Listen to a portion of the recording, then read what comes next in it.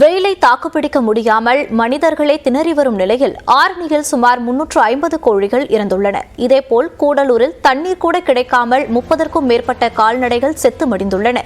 இதுகுறித்த விவரங்களை செய்தியாளர் மோகனிடம் கேட்கலாம். மோகன், விவரங்களை பதிவு பண்ணலாம்.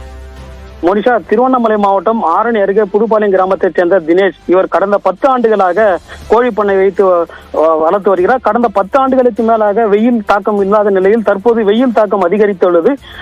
தமிழகத்திலே வேலூர் மாவட்டத்தில் தான் நேற்று 110 பாராட் வெயில் பதிவாகியுள்ளது. இந்த நிலையில் இதே பக்கத்து மாவட்டமான திருவண்ணாமலை மாவட்டத்திலும் வெயிலானது அதிகரித்து வருகிறது.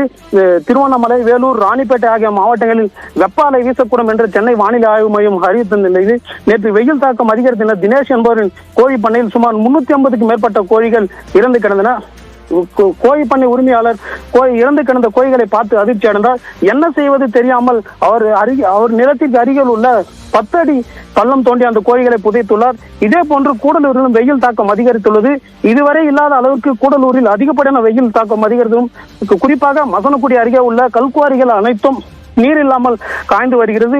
இதனால் அங்கு சுற்றி திரியும் பறவைகள் மற்றும் வனவிலங்குகள் அந்த கல்குவாரி மற்றும் குட்டைகளில் தான் நீர் குடித்து வளர்ந்து வந்தன. ஆனால் தற்போது நீர் ஆதாரமே ஆனது சுத்தமாக முழுமையாக காய்ந்து இருப்பதால் 30க்கும்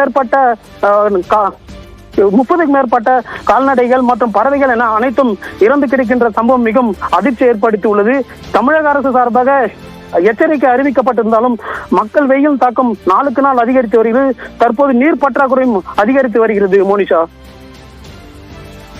விவரங்களுக்கு நன்றி மோகன்.